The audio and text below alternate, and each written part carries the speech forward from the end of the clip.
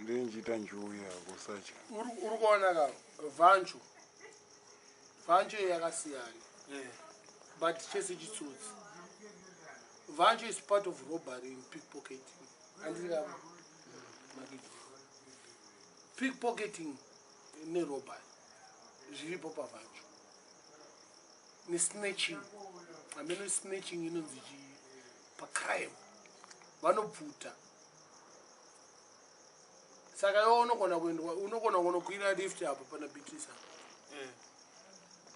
Wongotanga kana ngobatwa kakepwa kutotorwa. Nice. Nekazi? Utombete nharo boss ungatona kuti nharo munomwe. Wakatowana. Na vanondirwisa. Norwiswa. Unochita easy. Boss ona mune tuma baby. Vanoshandisa baby. Do remember. Vancho yese ine baby. Pane kamskana kana 2. Kana iri kombi munogona kuita 2. Kana mukadzi mukuru jeje. Kune vakadzi vanohaiwa. Funza gava patakaenda blues. Takaita sei? Takakwizwa kombi sina vanhu. Inobhadharwa vakadzi madhora ekule. Sha, bye sha. Akadzadzikira muroti. Isina munhu. Tisakatoka kutokwira imo. Tiseka tatira tati.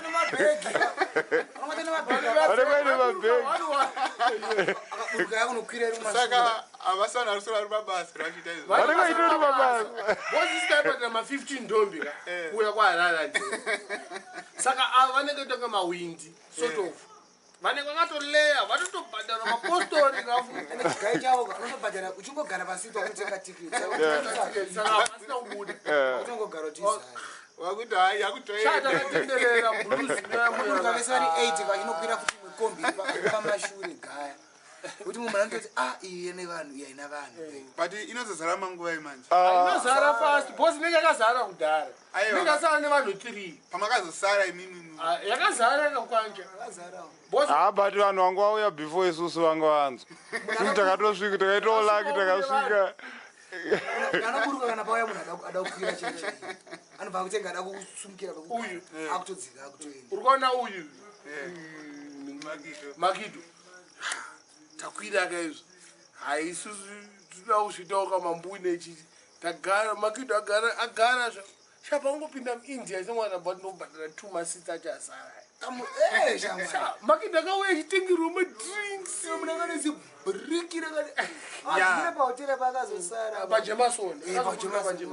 Makidho aitengerwa yese anoda. Pachikenini takamira pachikenini achitengerwa. Akaprasika kadaiso kichamba chingoti ngompa bajira akazondiburitsira racho. Chama India ane mari. Abaitenga mudinga kari steady zvake but. Gaya kubhadhara 3 masits ari 1. Asina munhu. Apo $45. Una Makidho. Kuti yangononoka chete. Vagara vari 2 chete. Apa kombi yakazara ka. Vanhu vakaita kupatikidzana. Gaya kombi yakazara. Tuchipura kuenda kwekwe vava. Ake trafanyisi apa pana kana vanhu apo. Ndairwadziwa kuti but ngakongopinda munhu ngopuwa kamari yacho zvangu ngongogara ke munhu. Ngazingatiende. Kuti matiketi acho tenga 4 matiketi. Vanhu vaimira mukombi ka. Ati ipo pasina kana vanhu. Rabhadharwa. Chasiri kuda kanga ane mari zvokuti akasikatogumwa. Akatombogumwa. Saka akanzwa nenyaya yevancho here kana kuti mayangani munhu angane mari yake. Munhu angane mari yake. Boss ka. Hadi kuti anganonoka. Amene kakunonoka akaita. Akangoita. Chihota aisafanira kutombokwira masprinta aya. Unoda taxi. Akatogara mutaxi. Achinosanga nemumwe munhu Jameson Hotel. munhu aishandisa private pamwe anga ini muIndia yanenge angari ukukeni. Nokuti mari yacho yangana yakawandisa. Private angafambe nemadrugs on transit ari muprivate. Andokwira kombi disguise. Makatozara vanhu nokuti mambobva makafungira kuti angapinde. Boss kana kabhegi kake aita nga sinako. Kati ngasiri kake. Kasiri kake. Kari uko bakashoka zoti akundikangwa. Munhu yeye handi drug lord. Chamba chakandiburitsira so. Kati pese paisvika akatenga boss kombi yamira chicken ini. Angati chicken ini. Aitengera Makidho chicken ini nemvura yake. Nemvura. Unazati ndakutanga ati kunyebereka. Hapa ndakaona Makidho apinda mstari ndakati asi blaze ari gay hero. akutamaki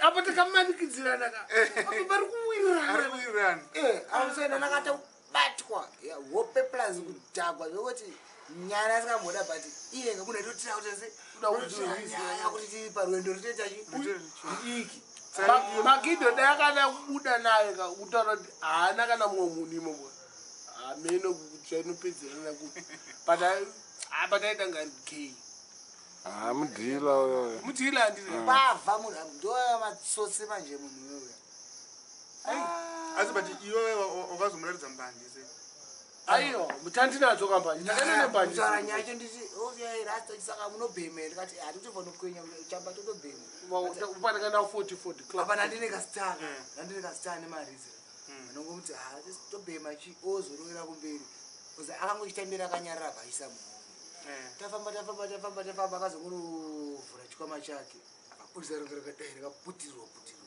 avhanyasori mununura panguti achikwaturira zvimahedzi noti right urisa paketire marizira aitsotsi munhu iye maracho yanga anayeso aiso apa maus ma100 Benjamin.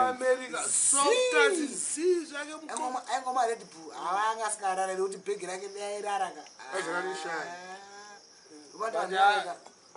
anonga anoita madrugs kuti asazorara asavarairwe futi saka irova red bull nevat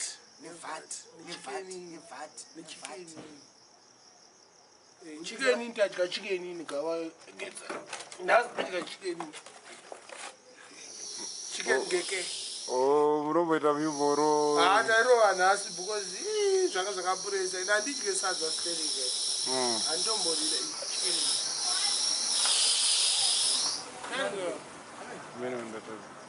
netsa but king Robbie mbare munomuka muna Beatrice Vancho irimo that much I can tell you sanyebero nevanhu ivo kunzi unosvika kudheni sanyebero hausvike this time so hausvike akangori wega nyange nevasiri matsotsa ndokutopera advantage dai kunzi kana tiri 3 hatiri kuenda kutosvika zvafanana nemaimani takati kuenda kudowntown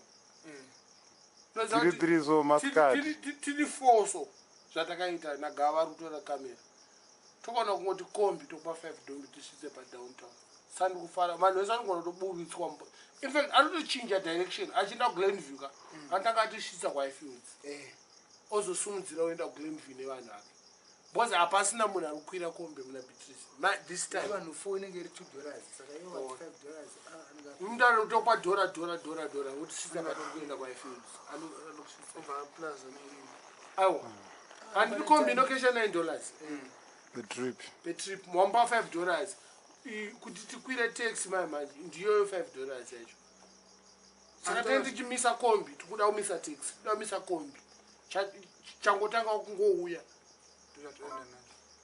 even patinoenda kuningi kuganas paipai handiti tinoenda nekombi tiri about 12-13 tongobhadhara mari yekombi yese kuti tisise pagedhe waiziya tokomba $9 yacho pakudzoka totora 2 mataxi tovapa $5 difference of $1 but tosvitswa kumaraini what's easier pano kuti tinomirira makombi shamari satina mota yakaita une mota ii Makidho une mota nandina menogara inobvo isati kasi tikuida aiwa gore ringaperere tikuida tinombotry gava hadise tikutry mataxi mari yavadya yawandisa gore rino tikutry because I think vanhu vari kunjaira pandakaita pick up paDecember paChristmas apa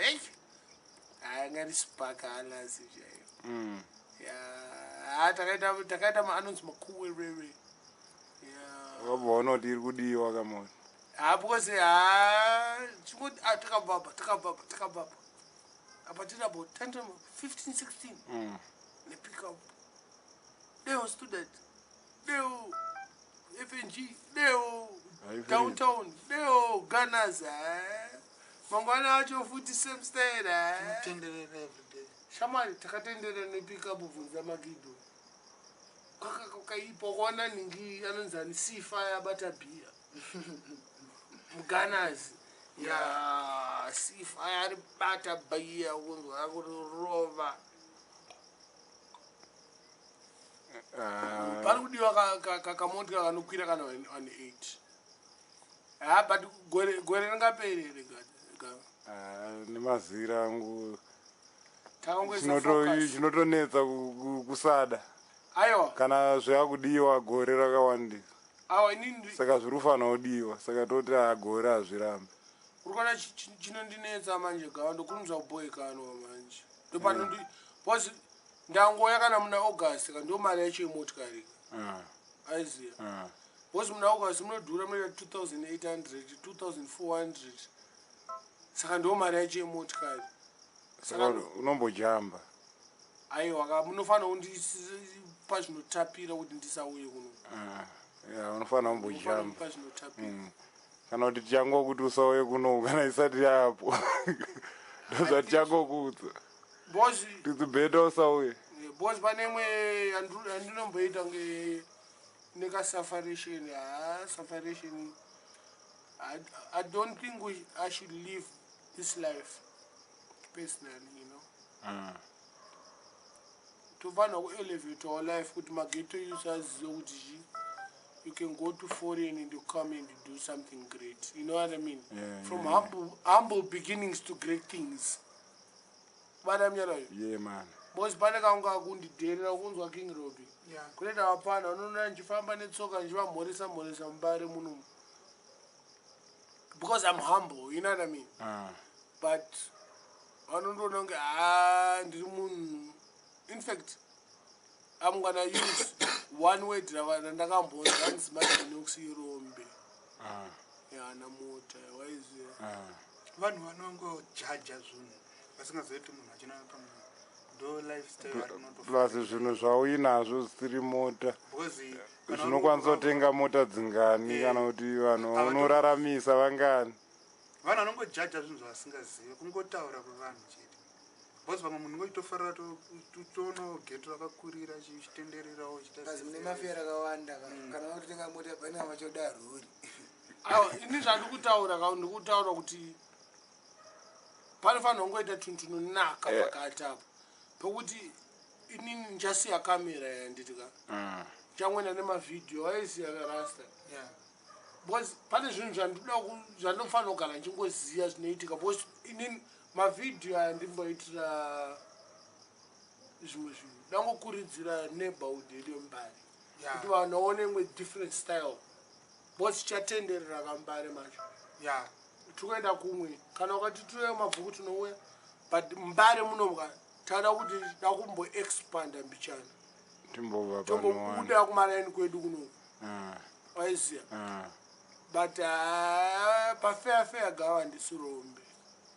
was ini ndiri munhu anoda music anditi waiziya ndoda music saka ndoconnecta sound system mubedroom mangu nchiridza mubedroom mangu at very high volume yekuti kana foreign wakaisa iyo mapurisa ende ndagara nchiwirwa nemapurisa anyways even ndisandave nesound system kuno but the thing is sound system it became a serious hobby, very expensive hobby for me.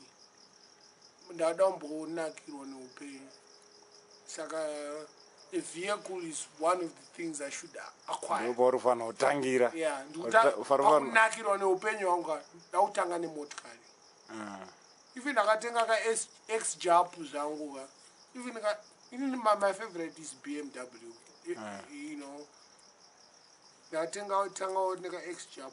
Favorite is BMW. But ndakaona ihombe zvinondibenefita because ndokwanisa kupinza boys zangu ndofamba nevanhu 15 minimum it's about 5 people minimum mandofamba navo nchibva padeni panapo ndakuti ndakupinda maraini so kuti usiye mumwe munhu apa vanhu vavaiswera nawo for the past 45 years zvinonetsa unoita ngo wakuchuza anditi kingdom munhu wese anenge kuenda kukwirawo motikari iyo saka we have to buy a bigger car kana mukakapinda kana vanhu 10 ka is better pane kuti mupinde vanhu 4 vanonetsa because kwana plus nemafambire ajaira netimu inofanira kunge iripo 4 vashoma gati vari close kwandiri pana Gava pana Briggs Junior D Mad Malvin Makidho vato 5 kudhara all the times aiwa vamwe vevanhu vari padhuze neni hatisi kutaura vamwe vacho motikari inenochi 6 sha BMW yacho inoputika mashoks in 2 months saka unofanira kutotenga itori bigger than unless kutotenga 2 motikari but we gonna start something gore aripera hadisi handisi kudzoka muna August musazvinyebere ndo zvatiri kutoda takutongotusa uye kunongo usati wanayo chete aiwa ndoya muna December ndoya nemotikari ndo ingi plan yangu Mr. Gava gasi ini unoziva ndakatanga kuzvichemera kakare ende ukazviita hando ndiri one wevanhu vanotofara kupfuura kanewo muridzi wacho but Gava unofanira kuziva kuti waichema zvako but ndairwarirwa namoms izvo handina kukublame unofanira kuziva kuti handombokublame nditori necrisis pakati apa saka ungapinde muluxury hapana moms vachigula here hapana ndakamboenda kagara 6 months kakunoku ndisina kana pay ndisina kana income not even $1 ipapo ndo pandototendawo one munhu akandibatsira Priska Matambo akatondibatsira akamonditumirawo mari because pakazoita muchato futi wamahodhika waizi wablazi wangu first born epamangona the late posi saka panonetsa but maye manje takatarisana futi nezvinhu zvakawanda takatarisana nekurova guva kwamoms zvinoitwa muna August but